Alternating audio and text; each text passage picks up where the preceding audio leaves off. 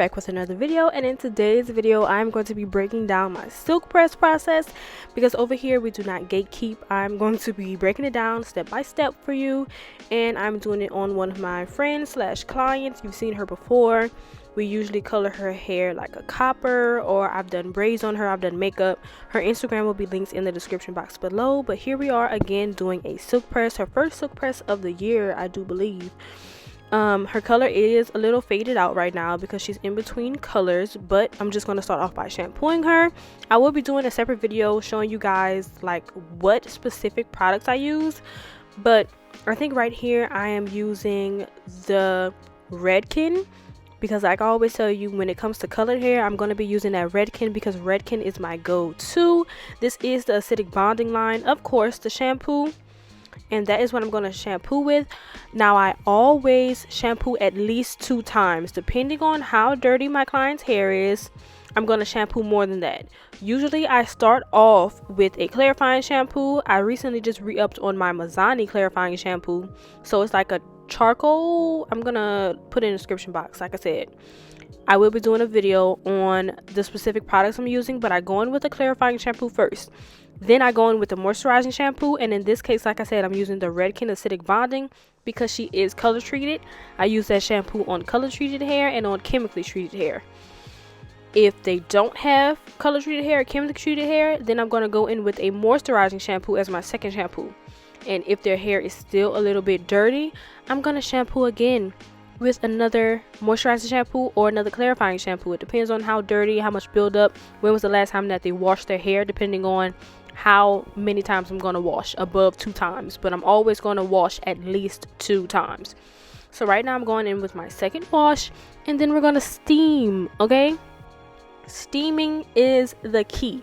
Deep conditioners are the key. If you don't have a steam machine, that's fine. As you can see, as you're going to see, yes, I'm a little hood. I have a facial steamer that I place inside of our bowl because I currently don't have like the little overhead steamer. But to me, steaming is essential for silk presses. You can do deep conditioners and just put them underneath the dryer, but steaming opens up the cuticles and allows so much more moisture into hair. I see a difference when I steam their hair. As you can see, I don't angle it on the client's scalp. I have the steam like blowing past their scalp because it is a little hot, and I know that machine gets the steam very hot, so I don't like to blow the steam directly on their scalp. I move it around and I put the hair in the way of the steam. I don't let the steam blow on their scalp. So after steaming for about 10 minutes, now I towel dried her hair. I placed in a leave-in and a heat protectant. That's it. You don't want too many leave-in conditioners when it comes to silk presses. And now I am blow drying. One of my leave-ins was also a detangler. It's double, 2 for 1. So it's not hard to detangle her hair. I am just blow drying it, making sure that I am blow drying down, focusing on getting her roots straight. The key to a good silk press are straight roots and a good blow dry. You want to make sure that your blow dry is literally phenomenal, so you don't have to do that much work with the flat iron. Okay, you want to make sure that you're using as least amount of heat as possible. So you want to make sure that this blow dry is getting the hair pretty straight. Okay, you want to make sure that you're putting in majority of your products while wet. You don't want to do a lot of products after the hair is already dry, because that's how you get a heavy silk press. That's how your hair gets oily and weighed down. You want it light and airy.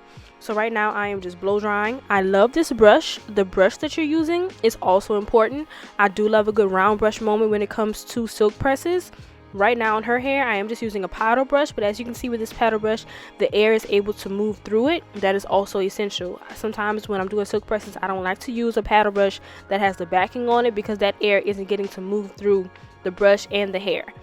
So I like this brush, and I love a round brush when their hair is a little bit more curly. So as you can see, I am brushing through this super easy. My blow dry doesn't take a long time because her hair is already moisturized. It's not super tangled. Her hair is in pretty good condition, so the blow dry isn't taking that long. After the blow dry, we're coming up on beginning to flat iron. Before I flat iron, I'm going to go in with a serum. Everything that I'm putting in her hair already has like some heat protectant built into it, so I'm doing several layers of heat protectant. The serum was also to add in a little bit more shine. I was using my Food for Soft serum, and now I am flat ironing. I am using a Babyliss iron.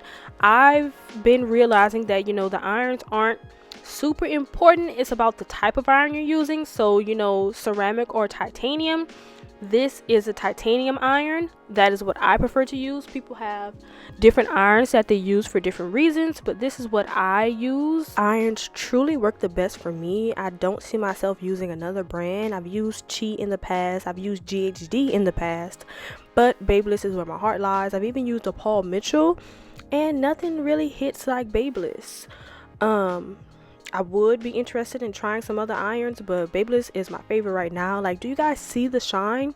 That is from the products and from the shampoos and the conditioners and that steam treatment. Like, everything works together when it comes to a silk press, and it also depends on the health of your client's hair too. Don't forget that. So I had to realize too not to beat myself up over silk press results when I know that the client's hair isn't healthy.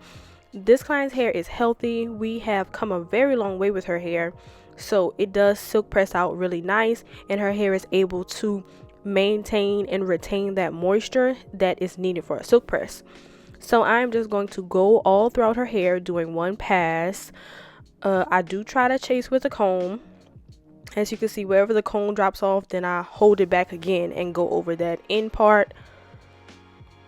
Yeah, so I'm just going to flat iron. As you can see, she did need like a teensy trim. I don't believe we trimmed this time because we are just going to wait until next time.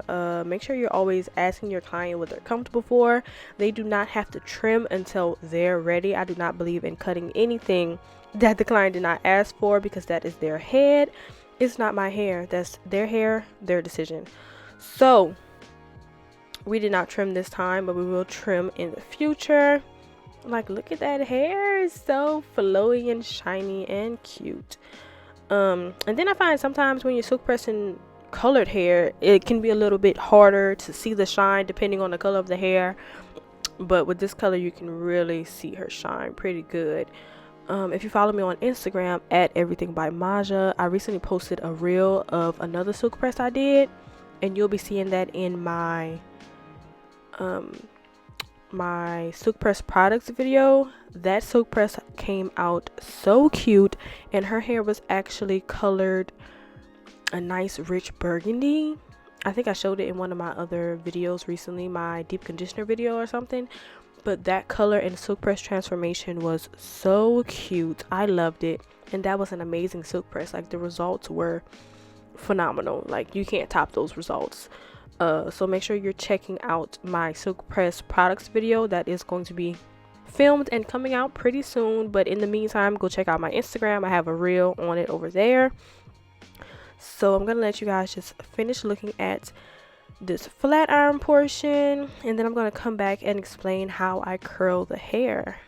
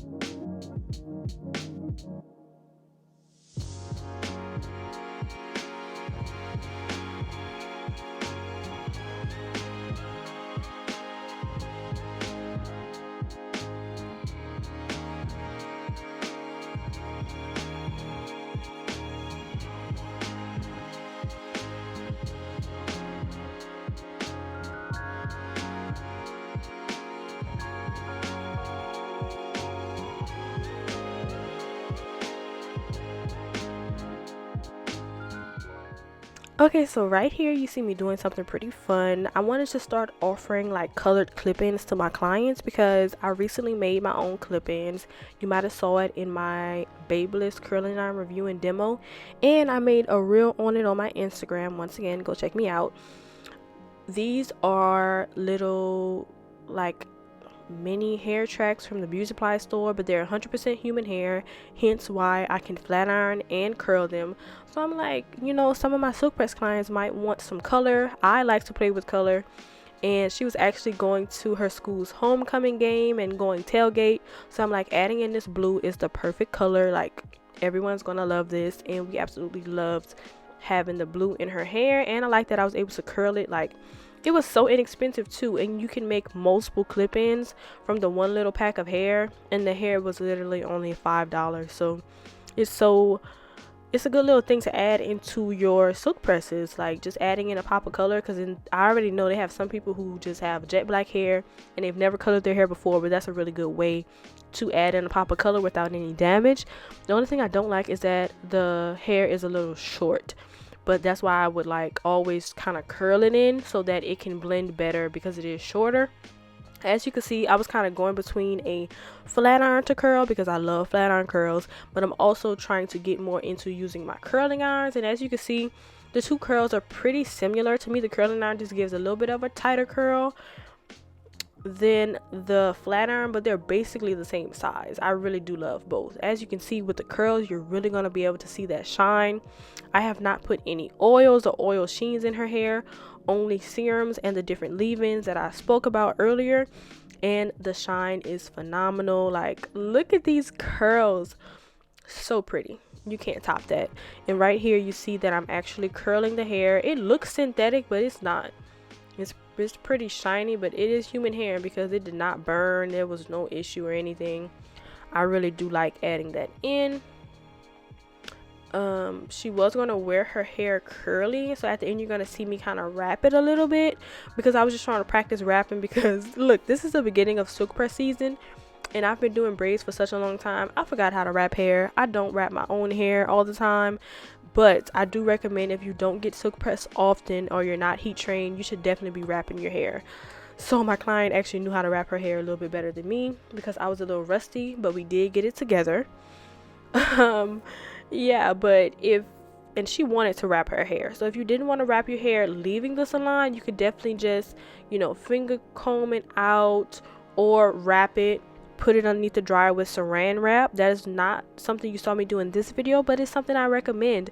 Even if your client doesn't have curls, wrap their hair, wrap it in saran wrap or a plastic shower cap, wrap it real tight, put them underneath the dryer on cool air.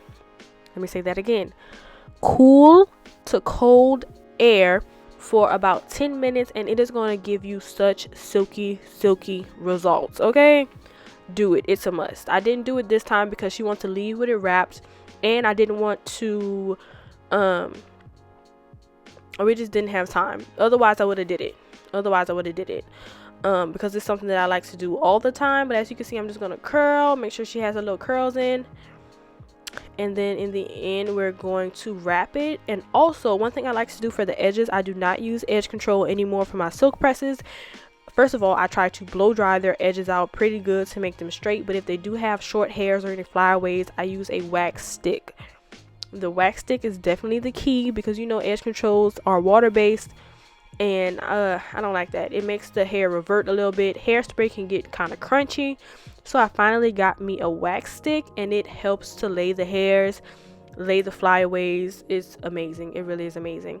So I think that is it for this silk press video. If you have any questions, hit me up. If it's a question about a product, I will be doing a video pretty soon. But if you have any questions about my technique or anything that I did in the video that I did not explain well enough, leave a comment. I reply to every single comment. This is her results. So pretty. Just like, look at me combing this out. I just love it. I even love the color of her hair when it's faded out. It's so pretty. But when it's freshly colored, it's even more vibrant. Like, ooh, this is so cute. Make sure you're following both of us on Instagram. It will be in the description box below. If you have any more silk press questions, just let me know. I enjoyed doing this video. More videos like this are on the way.